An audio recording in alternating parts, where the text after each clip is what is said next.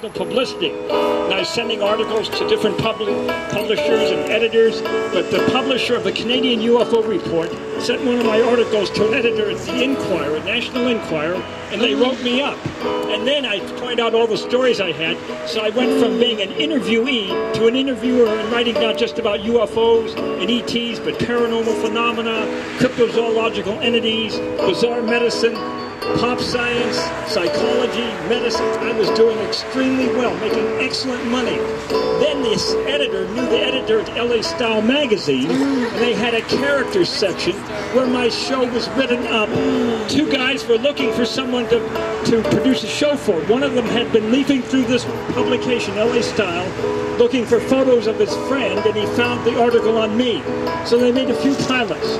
Nothing happened. But one of the partners hooked on with Major Dad in its final season at Universal and showed my videotapes to the new programming director, Michael Lansbury, nephew of Angela Lansbury. Nothing happened at first, but then USA and Universal purchased the fledgling Sci-Fi Channel. And because the guy had my tapes, my show was one of the programs to be premiering on the Sci-Fi Channel. It was a classic case of not what you know, but who you know. So everything was going wonderfully for me with writing and the show.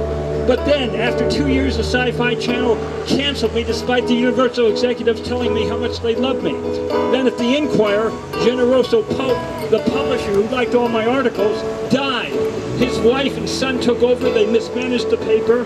There were a series of new buyers. They cut out freelance writers, including yours truly. So I lost 2 sources of income, and I made the worst mistake of my life then. I panicked and began gambling in different ways. I invested in the stock market, thinking I could beat it. First it looked like I could, and then I lost money. And then I gambled on horses and casinos. I made the worst mistake of my life. I had to move to a smaller apartment, put things in storage. I mean, it was stupid mistakes I made. And I was profoundly depressed. I was always thinking about suicide. I think if I had a gun, I might have killed myself. That's why I'm opposed to people having guns, because we hear about kids finding them, spouses killing each other. There are people also who become depressed, and if the gun is there, they'll use it. Then in 2007, I heard about a meeting down here at Koreatown for Almighty Opp. I didn't expect much, but I thought I'd come down and find out what was going on, because I certainly needed help. It was the best, the very best decision I ever made, because the principles of Almighty Opp and of Cranko and Jeffrey turned my life around. They restored my fighting spirit.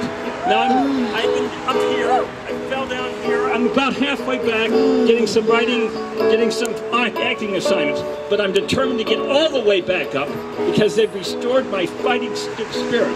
So they have my highest commendation. And what I want to say, if you have a problem, I recommend you give them a chance. No guarantees. It worked for me, it might work for you. And what I was about to say is, may the power of the cosmos be with you. May the power of Almighty Opp be with you. Yes! Yes! Yes!